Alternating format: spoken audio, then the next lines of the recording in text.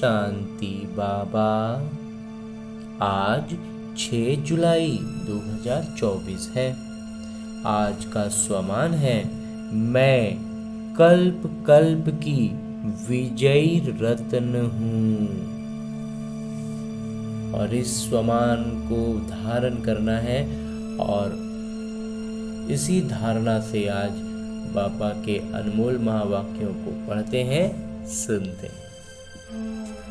बाबा कह रहे, मीठे बच्चे, बाबा की याद से बुद्धि स्वच्छ बनती है, दिव्य गुण आते हैं। इसलिए एकांत में बैठ अपने आप से पूछो कि दैवी गुण कितने आए हैं।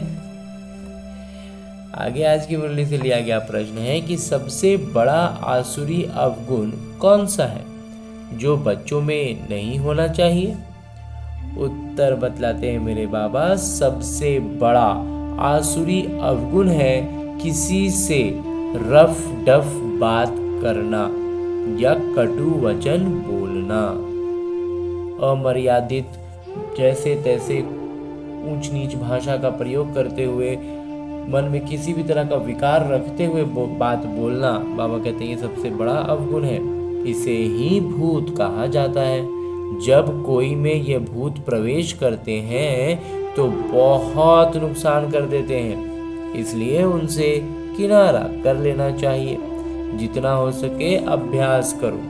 अब घर जाना है, फिर नई राजधानी में आना है। इस दुनिया में सब कुछ देखते हुए भी कुछ भी दिखाई न दे। नजरों से इनको देखना ही बस लौकिक नजर ही दिखे, पीछे बुद्धि उसके नहीं चलती रहे। ओम शांति। बाबा बैठ बच्चों को समझाते हैं, जाना तो है शरीर छोड़कर, इस दुनिया को भी भूल जाना है। ये भी एक अभ्यास है। जब कोई शरीर में खिटपिट होती है तो शरीर को भी कोशिश कर भूलना होता है, तो दुनिया को भी भूलना होता है। भूलने का अभ्यास रहता है सुबह को, और ये अभ्यास करना होता है सुबह में। बस अब वापस जाना। ये ज्ञान तो बच्चों को मिला है, सारी दुनिया को छोड़ अब घर जाना है। ज्यादा ज्ञान की तो दरकार नहीं रहती, घर जाने के लिए ज्यादा ज्ञान नहीं चाहिए।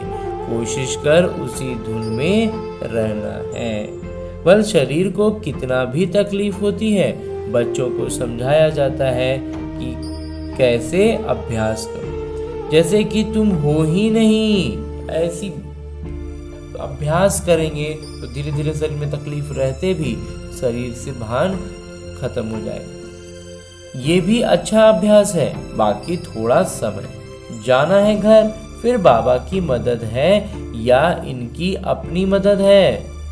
मदद मिलती जरूर है और पुरुषार्थ भी करना होता है। ये जो कुछ देखने में आता है वो है नहीं। अब घर जाना है, वहां से फिर अपनी राजधानी में आना है। पिछाड़ी में ये दो बातें जाकर रहती हैं, जाना है फिर आना है। देखा जाता है इस याद में रहने से शरीर के रोग जो तंग करते हैं वो भी ऑटोमेटिकली ठंडे हो जाते हैं। शरीर में कोई रोग रहता भी है ना, लेकिन अगर याद में रहते हैं, टिके रहते हैं याद में, तो वो रोग भी धीरे धीरे खत्म हो जाता है। वो खुशी रह जाती है, और खुशी की तरंगे शरीर में दौड़ती रहेंगी ना, तो ऐसे भी कोई रोग नहीं टिक सकता है। तो खुशी जैसी तो खुराक ही नहीं, इसलिए बच्चों को भी समझाना पड़ता है। बच्चे अब घर चलना है, स्वीट होम में चलना है। इस पुरानी दुनिया को भूल जाना है। इसको कहा जाता है याद की यात्रा। अभी ही बच्चों को मालूम पड़ता है। बाबा कल्प कल्प आते हैं, यही सुनाते हैं, कल्प बाद फिर मिलेंगे। बाबा कहते हैं, बच्चे अभी तुम जो सुनते हो फिर कल्प बाद भी यही सुनेंगे। ये जो बच्चे जानते हैं, बाबा कहते हैं हम कल्प कल्प आकर बच्चों को मार्ग बताते हैं। मार्ग पर चलना बच्चों का काम है। बाबा आकर मार्ग बताते हैं, साथ में ले भी जाते हैं। सिर्फ मार्ग नहीं बताते, लेकिन साथ में ले भी जाते हैं। कितनी बड़ी बात है, एक बार सिर्फ मार्ग बता देना और एक बार साथ में लेके चलना, ये भी समझाया जाता है। ये जो चित्र आदि हैं पिछाड़ी में कुछ भी काम नहीं आते। बाबा ने अपना परिचय दे दिया है। बच्चे समझ जाते हैं कि बाबा का वर्षा बेहद की बादशाही है। बाबा का वर्षा मतलब क्या, बेहद की बादशाही। तो जो कल मंदिरों में जाते थे, महिमा गाते थे इन बच्चों यानी लक्ष्मी नारायण की, बाबा तो इन्हों को भी बच्चे बच्चे कहेंगे ना। बाबा के लिए तो सब बच्चे ही हैं। जो उन्हों के ऊंच बनने की महिमा गाते थे, अब फिर ऊंच बनने का पुरुषार्थ कर रहे हैं। शिव बाबा के लिए नई बात नहीं है, तुम बच्चों के लिए नई बात।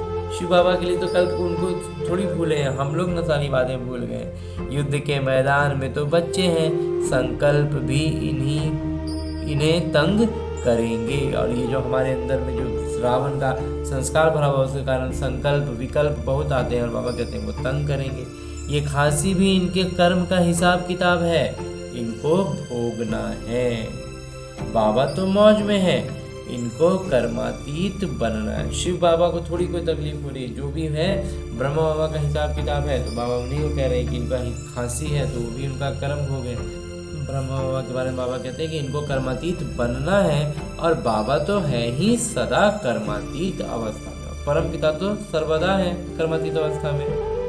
अब तुम बच्चों को माया के तूफान आदि कर्म भोग आएंगे। हम बच्चों के लिए भी बाबा ये बात कह रहे हैं कि हमारे सामने भी हमारे कर्म भोग माया के तूफान आएंगे, ये समझना चाहिए। बाबा तो रास्ता बताते हैं, बच्चों को सब कुछ समझाते हैं। इस रथ को कुछ होता है तो तुमको फीलिंग आएगी कि दादा को कुछ हुआ है।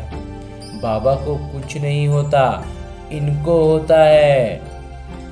शिव बाबा को कुछ नहीं होता है, जो भी होता है वो ब्रह्मा बाबा का हिसाब किताब होता है। तो ज्ञान मार्ग में अंधश्रद्धा की बात नहीं होती।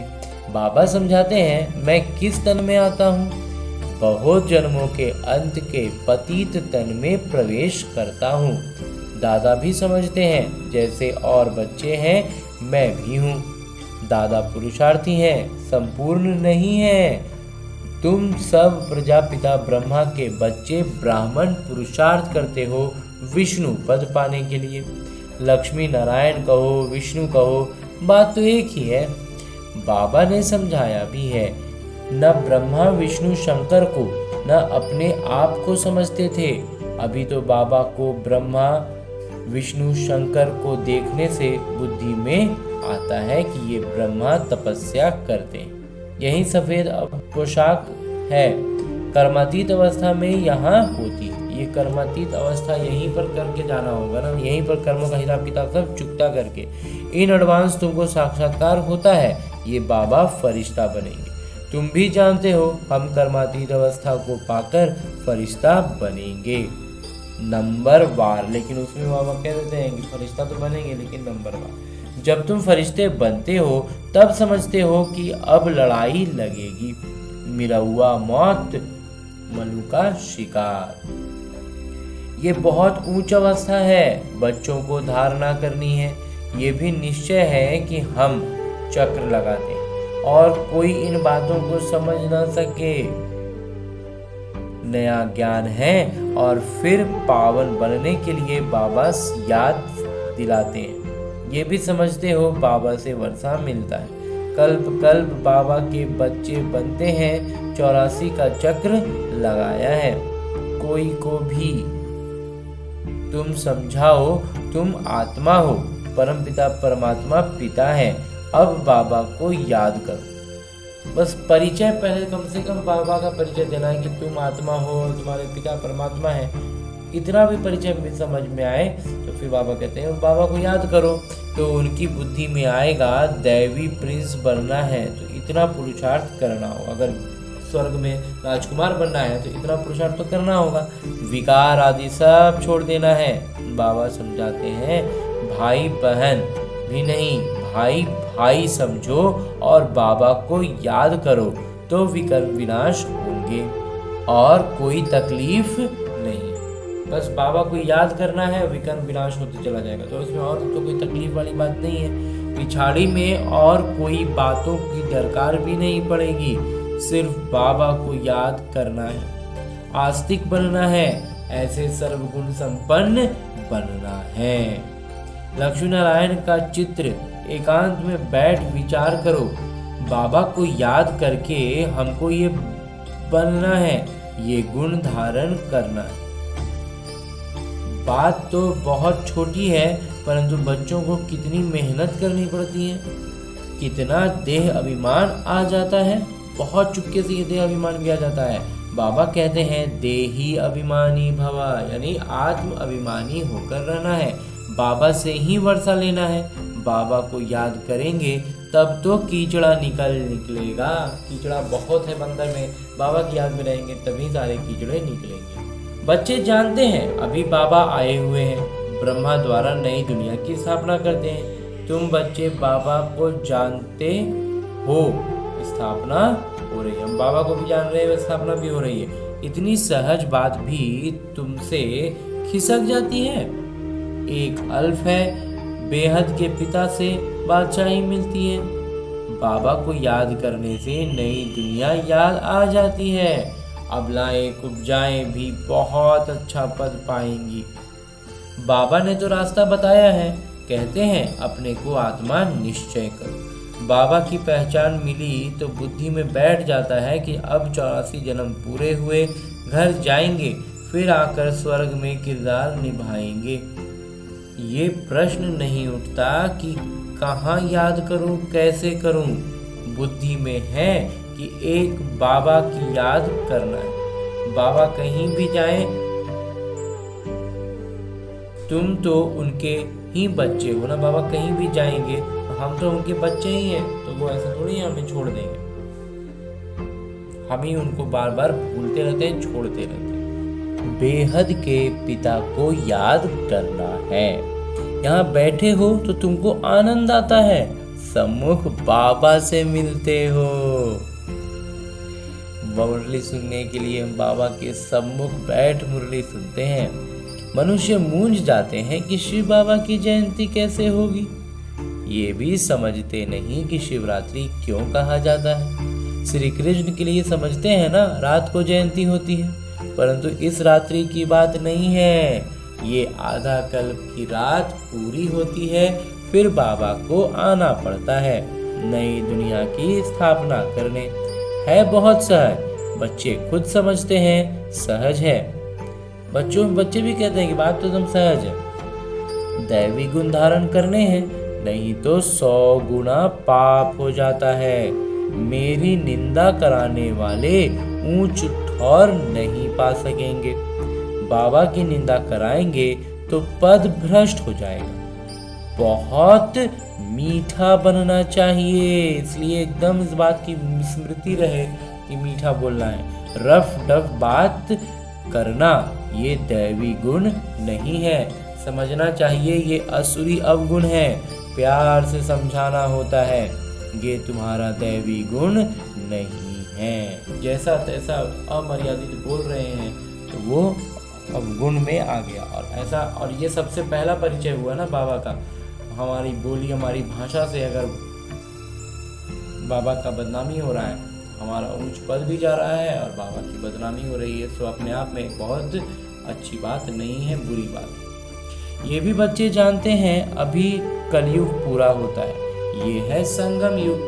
मनुष्य को तो कुछ भी पता नहीं है, कुंभकर्ण की नींद में सोए पड़े हैं। समझते हैं 40,000 वर्ष पड़े हैं, हम जीते रहेंगे, सुख भोगते रहेंगे। ये नहीं समझते दिन प्रतिदिन और ही तमोप्रधान बनते हैं। तुम बच्चों ने विनाश का साक्षात्कार भी किया है, आगे चलकर ब्रह्मा का, श्री कृष्ण का भी साक्षात्कार करते रहेंगे। ब्रह्मा के पास जाने से तुम स्वर्ग का ऐसा राजकुमार बनेंगे, इसलिए अक्सर करके ब्रह्मा और श्री कृष्ण दोनों के साक्षात्कार होते हैं।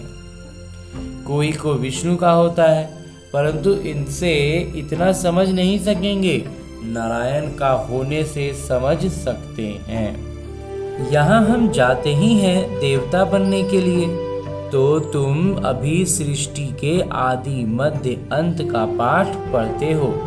पाठ पढ़ाया जाता है याद के लिए। पाठ आत्मा पढ़ती है, देह का भान उतर जाता है। आत्मा जब ज्ञान पूरा अपनी स्मृति में आ जाएगी ना, आत्मिक अवस्था में आ जाएंगे, तो ये सारा देह का भान उतर जाएगा। आत्मा ही सब कुछ करती है।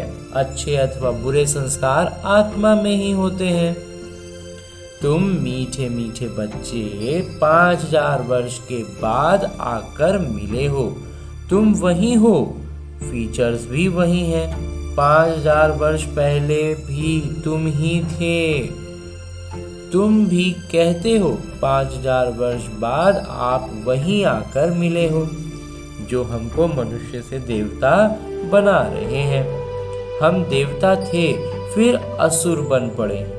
देवताओं के गुण गाते आए हैं, अपने को अवगुण वर्णन करते हैं। अपना हम लोग अभी वर्तमान में क्या करते हैं? भक्ति में जब तक समझ में नहीं आया था बाबा का बात, अपने आप को बुरा पर बुरा बताते हैं, अवगुण पर अवगुण बताते हैं, अपने गिनते हैं और देवी देवताओं के गुण गाते हैं। अब फिर देवता बनना है, क्योंकि दैवी दुनिया में जाना है। तो अब अच्छी रीति पुरुषार्थ कर ऊंच पद पाओ। टीचर तो सबको कहेंगे ना, पढ़ो। टीचर जो होते हैं, शिक्षक जो होते हैं, वो सबको कहते हैं कि पढ़ो। अच्छे अंक में पास हो तो हमारा भी नाम बाला हो और तुम्हारा भी नाम बाला होगा।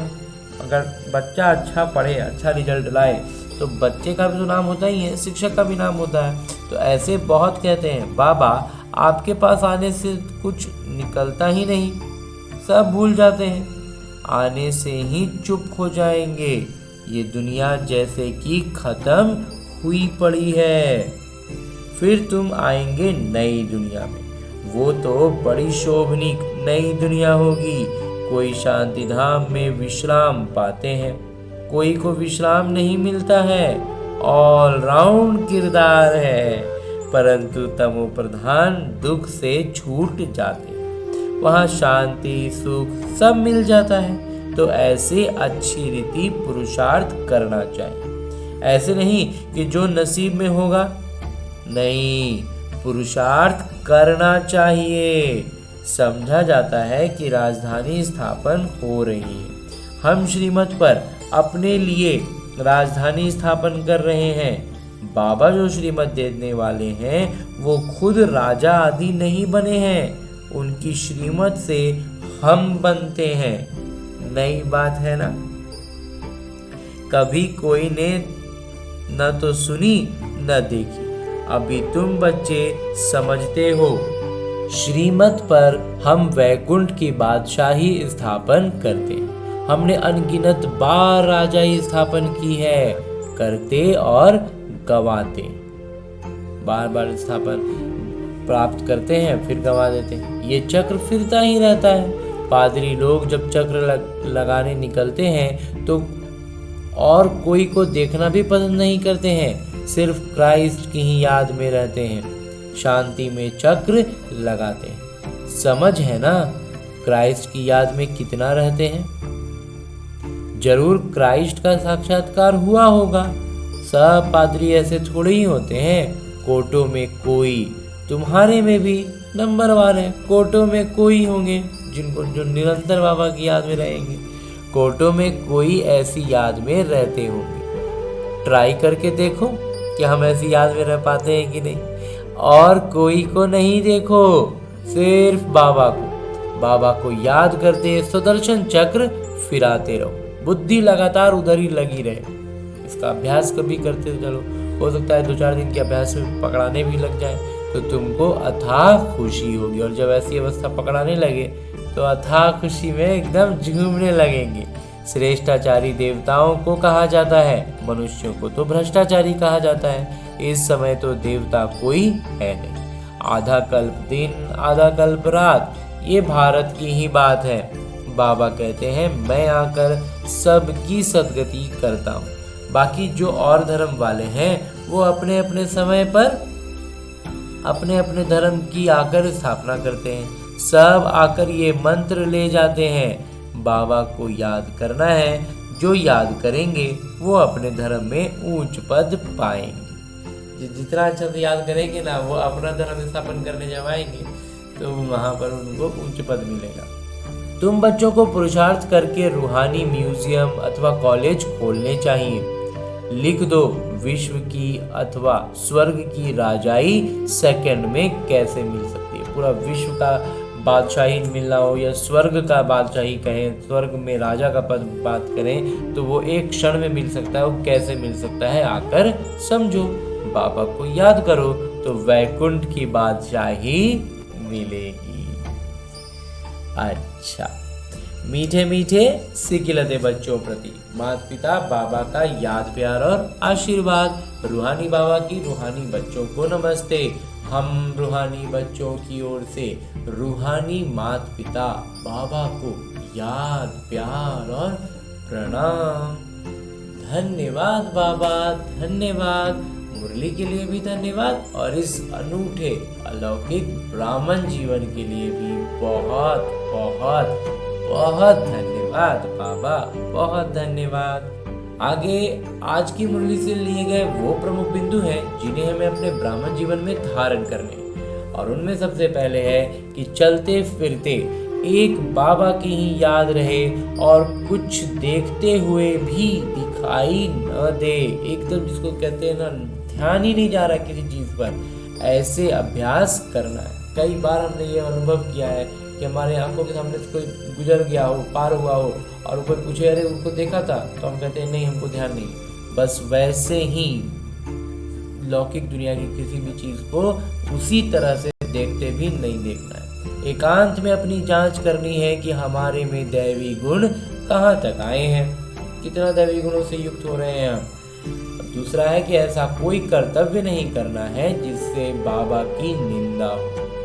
दैवी गुण धारण करने हैं, इस पर अपना पुरुषार्थ लगाना है, और कोई भी ऐसा काम नहीं करना है जिससे बाबा की निंदा हो। तो सबसे पहले बाबा ने जो सबसे सरल और सबसे आगे आगे चलने वाली चीज़ है वो है हमारी भाषा, हमारी बोली। तो बाबा कहते हैं रफ डफ भाषा में बात नहीं, बुद्धि में रहे, अभी घर जाना है, फिर अपनी राजधानी में आना है।